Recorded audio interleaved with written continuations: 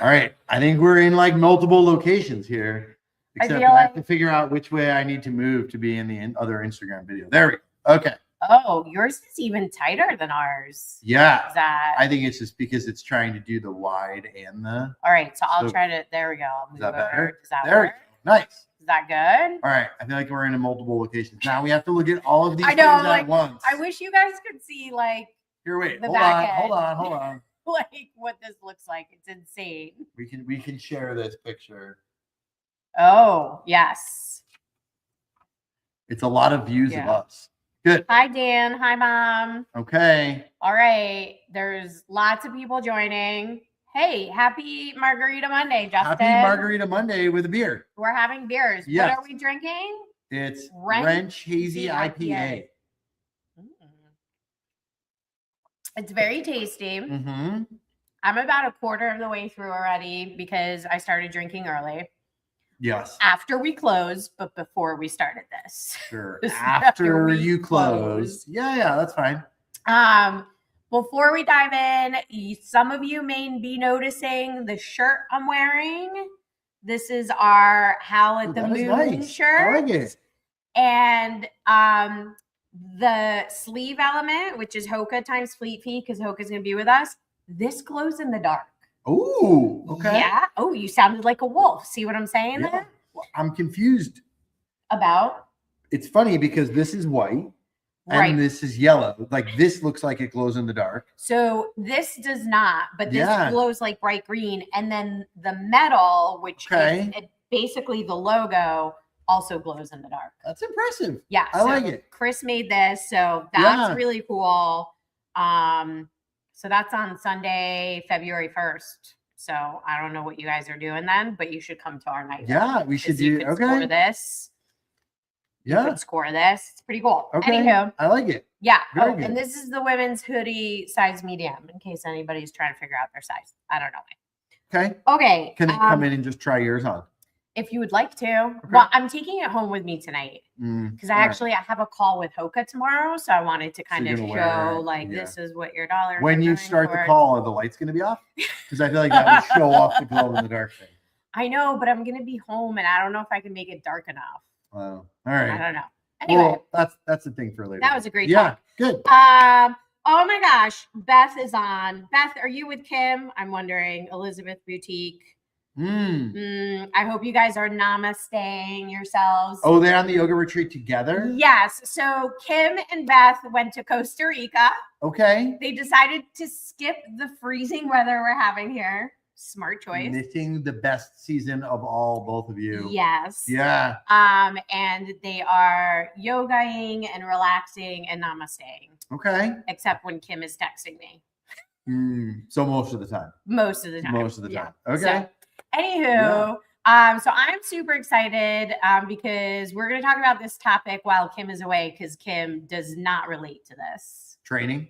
Correct. Yeah. Okay. Training at all, but really what we're talking about, and I called this mastering the long game, is talking about what to think about and how to structure. Beth, we have a beer. Here we are. Yes. Yeah. Of course we're drinking.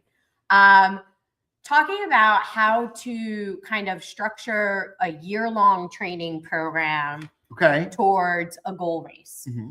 And I think a lot of times people think of training blocks as like a 10-week training block and a 12-week training blocks, which is our training programs are like that. Right. Yeah. Which is great. They work. They can get you to a certain point.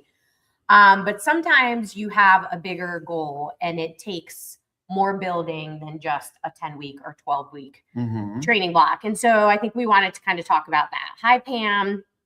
Even Kim's mom is on. This is fantastic. Just want to make sure. I know. Yeah. We're drinking. Don't worry. So Beth, I should tell her that I was the one who saw her trying to figure out last Thursday night what was happening with the door at the Dutch cabin, and it was open, and I was walking by, and we talked about it, and then I realized that she probably had no idea who I was. Oh, really? Yes, but you knew her. Somebody left the door open. Oh. Yes, but I was late to meet everybody for dinner. So so off you went. Yes. You couldn't be like, by the way, this is who I am. No, I made sure she didn't get like kidnapped by somebody hiding from the other side of the door. That's so nice of you. Oh, your screen went dark. My screen went dark. What does that mean? Okay. Yeah. Okay, so Justin, Yes. what do we actually mean by like mastering the long game, and what does like a year-long approach to training really mean? So I think It can sound really overwhelming and daunting. It can, but it shouldn't, because I think there's a couple things, right? So first part is, yes, we're talking about like a year-long approach, but you mentioned something important in goals, right? Mm-hmm. They did. See, they left the door wide open. So the goals, right? I think people look at what I'm going to call like short-term goals, like a race, right? But a lot of times, if you really keep asking somebody like, well, why are you doing this? Why? You just kind of keep asking why, right? Then what you find out is their goals are more long-term health, lifestyle, not really such a short-term, like I want to do a 10K half marathon. They're looking to improve their overall health, which, to be honest, cannot be done in 12 weeks. It can? No. Okay. There's no quick fixes. There's no quick fixes. Yeah. Yes. No. But the biggest thing is, if you set yourself up, right, for a long-term plan, whether we look at it as a year, 2 years, 3 years, 5 years, whatever you want to do, then that's how you can get at those long-term goals. And so I think it's important to kind of help people get to that point.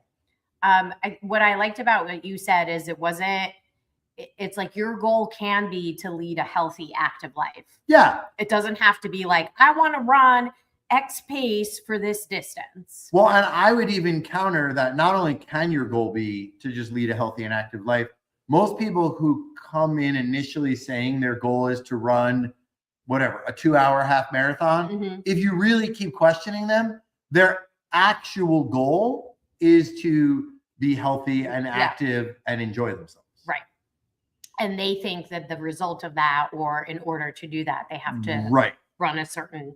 So we kind of said we wanted to talk about this because we're venturing off on this adventure for myself this year. I trained with Justin last year for a 10K and then a 5K. And then I think it was during my 10K training, you kind of started to plant the seed. Yes. This is evil genius, you guys. Where, because I kind of was like, well, what's next? And he's like, well, imagine if you thought about like, an end of year goal that you wanted to have in 2026, and we spent the year working towards that in different ways. And I was like, that's crazy. And then I did it. So here's what I would be curious about. I think people should kind of comment like their 2-year goal. So I would be curious to see what other people would say as their sort of like 2-year, more long-term goal, like why they're interested in doing something. So put that down there. Yeah, drop that into the comments. Kim, we'd love to see your taper tips. That's fine. Go ahead and add that in there whenever you want. Or if you have a 2-year goal. I think she's just thinking about like when the next drink might be coming. Yeah, or curing Raynaud's or the winter. Yeah. So, I mean, it's a great point. I think a lot of people, for work, if a lot of times you're asked like, what is your goal, or, where do you want to be in 5 years? Why not ask that of yourself when it comes to your fitness and being able to stay moving and motivated and moving forward? I think it's important too to understand that like the training, we're not saying that all these training plans are bad, right? Or that training for a specific race or having something like that is a bad goal. But I think it's just a short goal in a much bigger picture. And that's kind of like when we were running and we were talking about that was I just kept trying to like zoom out a little bit. Right? Like, what's the bigger thing? Because then that leads you to being able to do all those other more like zoomed in and focused goals. Justin. Oh no. See, without everybody else here, like I'm just either the butt of the joke, I have to like figure it out, or I'm left pretending it's funny on my own. Okay. Well, that's just the position you agreed to put yourself in by coming on. What did the rain say when it was too cold? Snow. oh, someone else kind of came up with that, like, oh, snow kind of thing. Yeah. But no, it said, what the hail? Oh, I was so close. You were very Just close. another form of frozen precipitation. Exactly. Yeah. But what Okay. the hail is kind of a little more fun because you're almost cursing, but you're Yeah, not. that is. All right, that's better. I'll give it to you. Okay. Yeah. I thought Okay. that was pretty good. That's a good one. Kim's probably rolling her eyes and she's like, I mean- I don't get it. I think don't she would understand. understand this one. It's just not funny. It's fine. I don't know. It got a good reaction from the audience. Yeah. So, anywho, okay. So, what are things to kind of consider and think through when you're want to do more of that long game, long-term planning? So I think the first thing is to figure out what you're not good at. Like, think about the things that you either avoid or that are not your strengths. Strength training runners. Right. So if we look at it, right, we might say strength training. Mm-hmm. We might say varying your paces, Mm-hmm. right? And the speed or the intensity of your training. We might even say varying the terrain that you're doing, or finding activities outside of running that you enjoy doing. Unacceptable. What? You mean cross training? Yeah, exactly. Yeah, yeah. Mm-hmm. Like What- swimming. What if you're good at everything? Then they call you Justin, and I. Then you're qualified for the Olympics. Yeah, right. And you No. don't need any of this. I think if you're good at everything, then I just want to shake your hand. I'm Yeah. right here. Oh, yeah. Good. Thank you. You're Okay. welcome. You no, forget I've seen you strength train. right. No, I think that's a really interesting way to think about it. Like, what am I not good at? Not necessarily as a negative, but like, where are the areas for improvement Yeah. that then, okay, so that's one thing to consider. What else?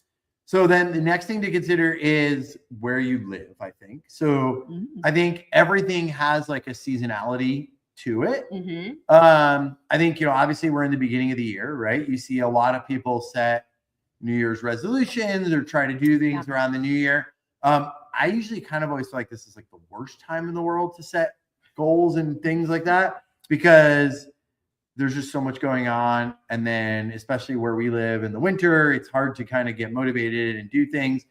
When it snows all weekend. Yeah. I always really push people to live by a school year and set your goals or like kind of start things in September. Because it's a little bit easy. Like people's schedules tend to change around then. Like people going back to school, just things seem to shift around that time of year. Summer's ending, it's getting dark earlier or whatever. And that's when it's easy to get into like a habit of what you're going to do. And then by the time the holidays roll around, January rolls around, you're in your habit and it's much easier to stick to it. But then also just looking at a calendar and figuring out when you want to be doing certain things. So like for you, right? Mm-hmm. We sat down and we basically worked backwards. Yes, we did. Because you had a couple of races that you wanted to target. Yep. And so then we said, okay, here's the list of things that Alana's not good at. And then it was amazing. It was a very small list. We had to go through so much paper. Short. So much paper. Short. Yeah. I went through 2 pens just writing that down. You type everything. Yeah, You don't I haven't used right? a pen in a long time. Yeah, like, what are you talking about? But we go through that, right? And we said, okay, these are the things that we want to focus on. Yeah. Then these are the goal events or dates. And these dates do not have to be races, but these are just important dates that are going to impact your ability. It could be a big vacation. It could be a wedding or whatever. It could be my work schedule. That was what I wanted to kind of mention is like thinking about the year, when we have training groups going on, that's my priority. When is there a pocket of time to be able to do training that really focuses on what I want to get done? That doesn't mean I can't do training when training groups are going on. It just means a little bit of additional work that way. Harder. Yeah. And so also just thinking about, work and, when is a busy season versus a less busy season where you might be able to put a little bit more effort into a certain type of training block, if you will, and how that might work. So I think, I know that when I was thinking about like, what do I want to do this year? That was a big part of that. Yeah. For sure. I think that's an important thing to pay attention to. People, some jobs you just have like different whatever. Like if you're an accountant, I hear they're busy this time of year. Yeah. So I think the other thing is, so you said, think about what you're not good at. I think the other half of that is think about what you really enjoy doing. Yes. Like if you don't enjoy running for 3 hours, you don't have to run for 3 hours. You don't have to pick a goal that requires you to run. Now, there's for one 3 thing. hours. If you don't enjoy strength training, unfortunately, you still have to. You still have to do that. You still have to. But I'm not saying like don't do things that you don't love, because strength training probably also shows up on something that you're not very good at. Correct. But help to kind of balance that with what do I really enjoy? Right. For me, I was actually really surprised at the end of last year, because in my head I was like, I took the year off from doing any half marathons. I was like, I want to focus on shorter stuff, and I was convinced that in 2026 I would go back to the half marathon. It doesn't mean I might not run one as part of my training, but I actually, when I had some time to reflect, really, really enjoyed the type of training that I was doing for the shorter distances. Just the overall total weekly volume felt really good, challenging, but good for my body. The speed work married with some longer distances felt really fun and challenging. And so that's what I mean by what are you enjoying, right? And so I kind of sat there and I was like, well, if I'm having fun doing this, why not do it some more? Totally. So I think that's another thing to consider. Yeah. What else to consider? All right. So the other thing I think to consider is like time available, right? Because I think, people will talk about like, how do these professional athletes fit this in? Or like, that's their job, right? They don't have to also have a job. Correct. And so when do you have available? And so if we look at it and we decide that we want you to dedicate more time to strength training and we want to do certain things, but we also need you to be running a little bit or cycling or doing whatever it might be, but you just don't have that many hours in the day, that's not helpful. Right. And so figuring out when you have time available, which is kind of like for Alana, where the training groups maybe take on a little bit of added time and make it so some other times aren't available. But then also figuring out when you like to do certain things. And so, all right, like I really like these types of workouts in the spring when it's cool, in the morning, or in the fall when it's cool, but like I hate being outdoors when it's hot outside. And so that is Kim's jam. Yeah. And so you might want to mix things up that way. I think if you sit down and look at things on the big, like year-long perspective, you can plan it all out well. The other thing is making sure you set enough time for like each mini block of what you're trying to do to actually have it work. Like you can't say, all right, I'm going to do a 3-week strength training block here, and then I'm going to train for a marathon for 2 weeks over here. And then you got to make sure that you give yourself the time that you need in order to do all of it. And then you can carry one block over to the next and you're building throughout the whole year. I really like that because in the description of this event, I kind of was like 365 days, 52 weeks. Like, if you're looking to make a breakthrough or a more consistent overall change, it's not going to happen through short stints. No, right? I think like you have to build up and be consistent. I do not remember the exact details of this study, but there was someone did a study on like how to become a better runner. And it was basically run at least 5 days a week for 5 years. It's some even number like that. So I think sometimes too, people will set out to do a 10K and they'll do a 10K and they'll be like, that was great. I want to do another one next year and I want to get a little bit faster. And I want to do another one and get a little bit faster. And then they kind of are like, I don't know, why am I not getting any better? Right. And you're like, oh, you just started, and it's kind of something like we say this all the time, like at the ski area, like until you're here for like 5 years, you're always a rookie. I like that. And that's kind of like the attitude that everyone should have with this. Man, I am super seasoned then. I've been running since high school. Yeah, but that's it. Like that's like where it takes. And I will say I fell into that boat. I really didn't start running until I was done rowing in college. And I went from rowing at this high level and then thinking that I could just instantly row. Transition into another. Because we ran to work out for rowing. And so I was kind of like, You're like, all right, I'll just sign up for a race. I'll be great at this. And I kept getting hurt. And that was annoying because I felt like based on what I did Monday through Friday, I should be able to prevent that. Right. But the reality was my body just wasn't able to handle the load because I hadn't built up a tolerance for that load over a long time. Yeah. It takes time. Yeah. What's funny is I tried the rowing machine at the gym the other day. I lasted 5 minutes, you guys. Yeah. I was like, oh, I feel this. I'm going to stop and go to the elliptical. Yeah. And this is the weird part. Yeah. I have not been on a rowing machine for a little while. They kind of give me nightmares. But I guarantee you I could get on it and stay on it for hours just due to the muscle memory that I built up over years of doing it. Yeah. So right now in my kind of year-long game plan where I'm at, Justin did, prepare me for this. So I ran a really hard 5K at the end of November. I did the New Paltz Turkey Trot. I hit so many of my goals. I had some great pacers. Shout out to Justine and Alex who helped me really push myself. And we used December to kind of connect and go back and forth and talk about, 2026. And so we kept moving. We stuck to 4 days a week of running, 2 days of strength. But Justin was very clear that January and February were, as part of this year-long approach, we're going to be a time where we pull back a little bit on volume of running. So not necessarily intensity. I'm still doing some pretty hard efforts. In fact, the intensity is going up. Yeah. So it was a rough day at the gym today. It was, I woke up and had to do a really hard effort run, multiple reps. So one, I thought I had fewer reps than I actually did. So that threw me off.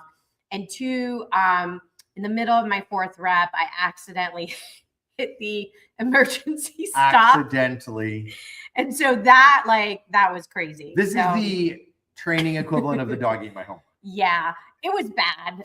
Your screen is dark. Yeah. But so January and February for me is really focused on reducing volume, but keeping intensity and adding strength, more strength. So I was already doing 2 days of strength. We're upping it to 3 days of strength, which I've been doing for the last couple of weeks.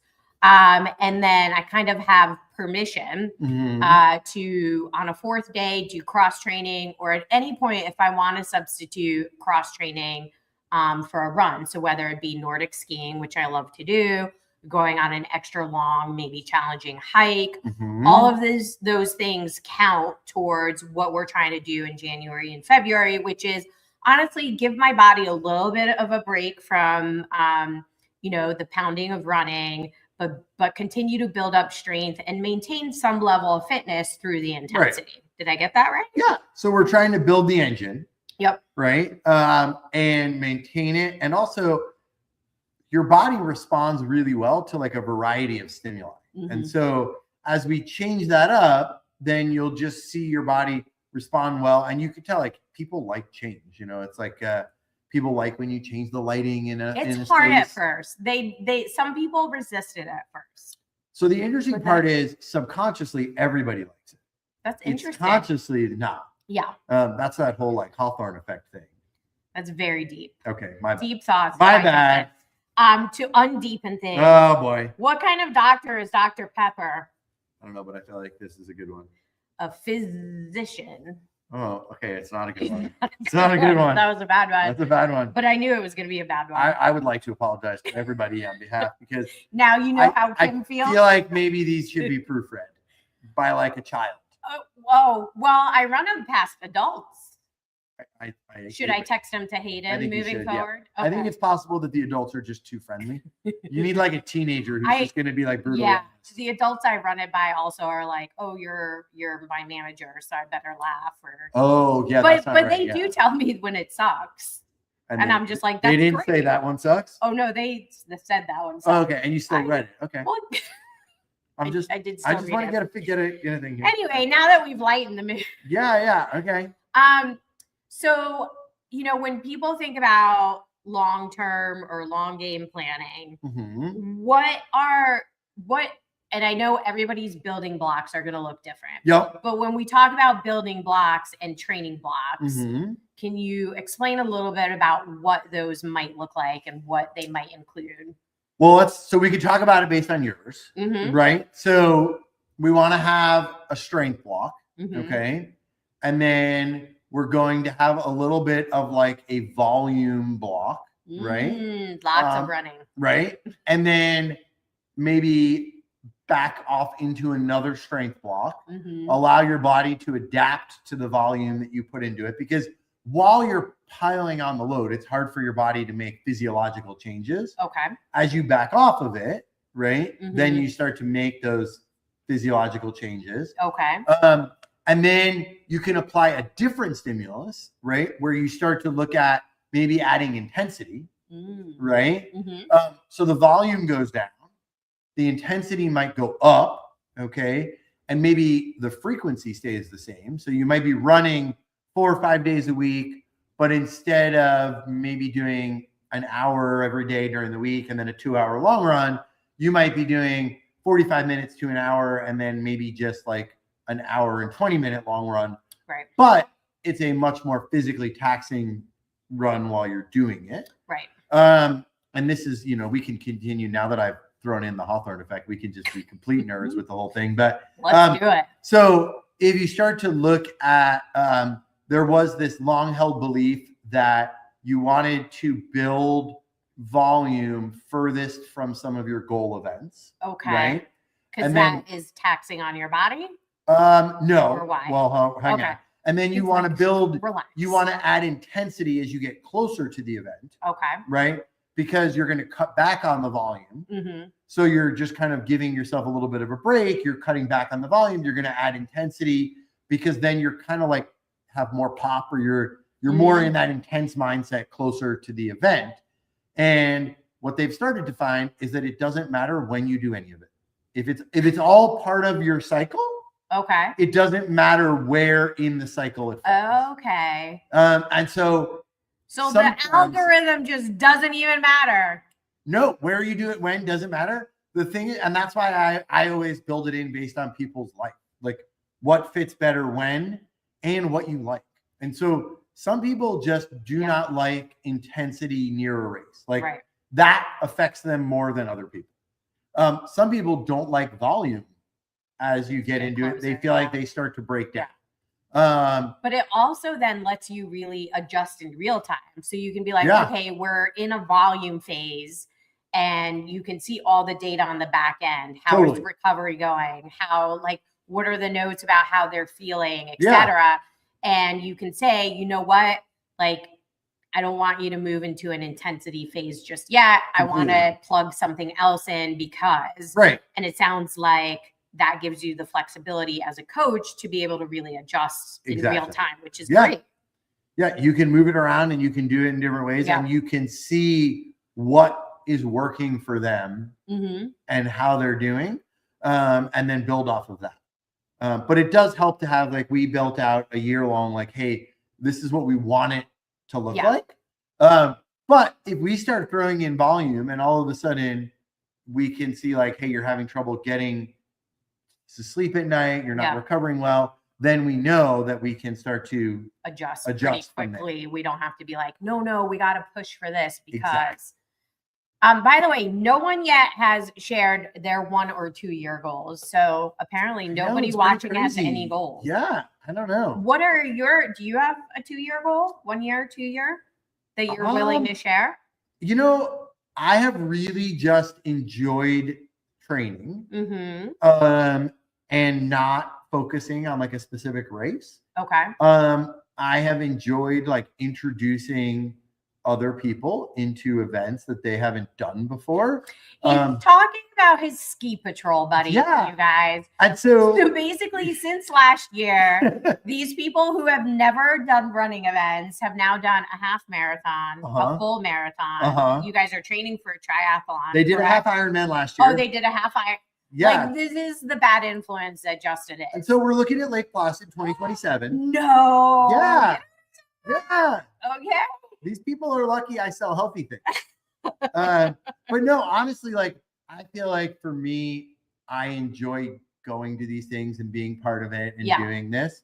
And I can now feel my phone vibrating like crazy in my pocket. So I'm guessing some of them are watching and texting about this. Oh, I wonder what they're saying. I don't know. I'm probably not appropriate for the air. Probably not. I hope I get to meet some of these. They're all happy at the end. They're all happy at the end.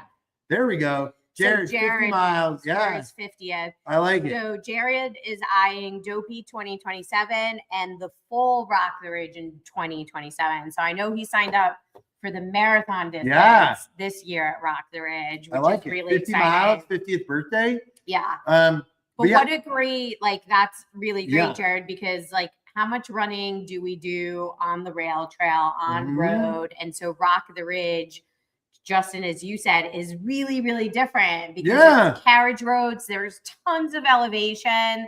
Like, it's a very different challenge. Anne says she wants to be a better runner and learn more about what my body can do and take care of it. I like that. That's I like it. Great, great goal to have. And I would say, like, if I was to really put mine is to just be like adaptable. So I want to be able to train with the idea that I can jump into a triathlon. I can jump into a marathon. I can go rock climbing with the kids. I can ski. SOS? I can do SOS this year because they moved the date. It's not Hayden's birthday. Oh, really? When is it now? A different date. Okay. That's we're not allowed to say yet, but no, it's public. I just have no idea what it is. It's just not on his birthday. Right. That's what was always my. Well, I know for Hayden, SOS is a big goal. 18, right? Yeah. When he's 18, right? Right. Yeah. I love that adaptability. I feel like maybe that's ultimately where I'm headed. I feel like that is something that people who I've trained with in training groups assume that I just have, because they're always like, oh, how many marathons have you done? 0, goose egg. But I've been running for so long that I've had experience at different distances. Yeah. And so I know what it kind of takes to be able to jump into them. I'm in my I want to be faster phase, which is great. I love it. Yeah. I'm going to hang on to it as long as I can. I want to get faster for my age. Let's just be clear. Like, I'm not trying to compete with a 20-year-old. You can compete with them. Yeah, watch out. That's right. Exactly. See, they'll make silly mistakes. They're young. They will. Yeah. They'll go out way too hard, and then I'll just reel them in nice and slow. But yeah, I'm enjoying having like turnover in my legs and really pushing myself at that kind of threshold level for a shorter distance. Yeah, which is great. So that's kind of what I'm focusing on for the year. The other thing I want to touch on before we kind of start wrapping up is, we talked kind of about some of the core training and building blocks, but I think you would agree, Justin, that recovery has to be a part of the year-long plan. Recovery has to be a part of everything. Yeah. And so even if you build in recovery time period or like deload weeks or down weeks, but also just on your regular daily recovery, like if you're not getting your right amount of sleep, you're not getting enough hydration, you're not getting the nutrition that you need, then what you do training doesn't really matter. Yeah. But yeah, you need that recovery time. You also need that downtime. Like I always tell people, and I know like people have been in the office and they'll know, like you'll know when you're ready for another thing. Like, because you'll be itching and ready to go. Yeah. Give your body the break for it. Yeah, that you need. And like I could say, after a couple of years of like back-to-back Ironman training, by the end of the last one, like I wanted nothing to do with another race or event. Part of that was because of the hospital thing, but I wanted nothing to do with a race. A story for another time, folks. But I didn't sign up for anything, just sat around, did nothing. And then I was like, hey, you know what? Like, I feel like moving again. I want to do it again. Yeah. Let's sign up. And that's a great way to look at it. So Kristen says that she actually loves to strength train. So she wants to continue to improve in that area. And then when it comes to running, increase distance and speed. Yeah. That's also a perfect, like, I'm going to go with like cautionary tale, but if you're looking to to improve on something, you got to go one thing at a time, right? So never manipulate multiple variables. So don't do volume as in distance or time and intensity, which would sort of be speed or terrain and hills. But it's a really good idea to say like, hey, I'm going to really increase volume. So I'm going to build distance and then I'm going to cut back on that. And then we're going to add speed in the next block after that. So I know that we've covered a lot. I think the other thing that has been really helpful for me is that, and I did this a couple of years ago and then I just stopped, but I have been, since the end of 2025, been keeping a running journal. Yes. And you guys, it literally takes 2 minutes. After a run, after a strength workout, I just write the date. I write kind of how I felt. Yeah. And, you know, were there any aches, any pains? Was the effort easy? Was it hard? And it's just helping me to just be more in tune with how I'm feeling, not only day to day, week to week, but as we start looking at month over month. Yep. And so we touched on this topic a few weeks ago, but I do think just having a journal, something very simple where you're just writing a couple of notes about how things felt on that run, on that strength session is really, really helpful for you to understand, you know, kind of how things are progressing or where there's room for improvement. Yeah. And I will say I am a little technology heavy in my entire life, but I basically get done with a run and like record a voice memo on how I felt like the run went right away. And then I do go back and write it in like a note, like on my phone, like I put it in the notes electronically. Still electronically. Yeah. I like the handwriting. It helps me just remember it better. But handwriting is always better. I mean, Justin got a whole novel of notes today after my workout. And I will say, like, from the coaching perspective, like I love that. The more people write after and tell me how it went, then the more I know like what's working and what's not. What's not working is Alana smacking the or Alana reading the workout ahead of time and remembering how many reps there are. I read it so many times. Also, just to be clear, it says on the bottom of the watch like 3 of 5. So, I know. So I'm telling Justin, and he's like, "Doesn't the watch tell you?" I was like, "Yes, it really does. It is stupid proof." And yet I was like, "I have 4 reps of this to do," and then number 5 popped up. That's right. Rough, you guys. Okay. All right. Before I just want to do a quick rundown for people of upcoming events, but real quick, Justin. Let's see. So my brother has 2 dogs. Okay. They're named Timex and Rolex. Okay. They're watchdogs. Also, my brother has no dogs. I was going to say, you started that, and I don't think your brother has any dogs, but I knew where this was going. Yeah. So there we go. I think those jokes work better when you just jump right to the punchline. I know. So actually I started saying this one in the back room to Zach today, and he was listening like I was actually like telling like a fact. Story about your brother. Yeah. And then I delivered the punchline. He's like, that was a joke the whole time. And I was like, yeah, it was. So. Okay. So just some upcoming events that we have. Mizuno Demo Run is this Wednesday at Miles and Brews Run Club, which is at Sloop. They're going to have the Wave Inspire 22 and the Neo Zen 2. So that's going to be really fun for people to try out. Next Wednesday, New Balance is going to be at Miles and Brews Run Club at Sloop with the all new 1080. Ooh. So there's I like the look of that one. It's actually, so I got to try it on last week. You should try it on. Yeah. The instep feel is amazing. They're doing a whole new foam in it. They're not using fresh foam anymore. So they're going to be at Miles and Brews with the 1080. These are free demo runs. You just have to be part of Miles and Brews. So, or Winter Warriors, because we'll be meeting that. And then Howl at the Moon, which I mentioned, I'm rocking the shirt. That's going to be Sunday, February 1st. Nice. We have like 120 people signed up for that. Wow. So hurry up, because we do have it capped. So we will have to close it eventually. So if you want in on these awesome hoodies, glow in the dark elements, and this awesome metal, sign up now. And then Super Bowl Sunday, we always do our Earn Your Square run. So that's going to be Sunday the 8th, February 8th. Soon. Do we know who's in the Super Bowl? No. No. They're still figuring that out. Okay. What is there to, there's still like a They weekend have to, of games? they have to play games, and then that's how they figure it out. I wasn't sure if this past weekend was like it or Yeah. There's one more weekend. Yeah. I know the Bills are out, right? Yeah, they lost. Oh, Yeah. sorry. Okay. Anyway, so that's going to be Sunday, February 8th. Brooks is going to be here with their all new Glycerin Flex shoe.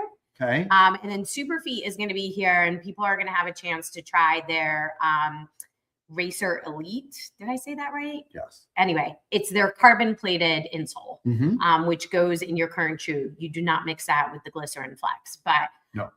it's going to be really fun. You can earn squares, win prizes from Brooks, depending on the score and who's in the game. I don't even know. There's numbers, and we announce winners. It's like a every Super quarter. Bowl. Everybody knows how to do that. No. Yeah. Okay. And then you guys, we mentioned this last week, but I can't emphasize enough. Store Wars is coming back. How'd that go last year? Basically like the Bills. Sore topic. Yeah. This is redemption year for Fleet Feet Poughkeepsie. We Mhm. gotta get it done. What are you behind? You're gonna have to be on the team and put miles in. I did a lot of miles last year. Okay, I'm just saying you're gonna have to do it again. Okay. So Store Could Wars. be during my deload in 2 months. Oh, I hope not. It's 1 month, first of all. So that's gonna be in March. Stay tuned. Follow us on social. We're gonna announce as soon as registration is open. A6 is coming back to support that. They're upping the prize value of giveaways. And obviously there's bragging rights. Do you have the trophy? Oh, the team that won last year kept it? Oh, yeah. Okay. My bad. So it was delivered to us accidentally. Yeah. But they did come to pick it up. So we had to give it up. Yeah. But ideally we would like to have it delivered to us. Yeah. Okay. So fingers crossed, watch for that. I guess. Oh, we are going to be back next Monday. We're going to have Girls on the Run, Hudson Valley. With us. Fun. I'm actually really, really excited. So stay tuned for more on that. We're going to talk about their programs and what's happening in the Hudson Valley. If you're interested in being a coach or opening a Girls on the Run program, now is the time to reach out to them.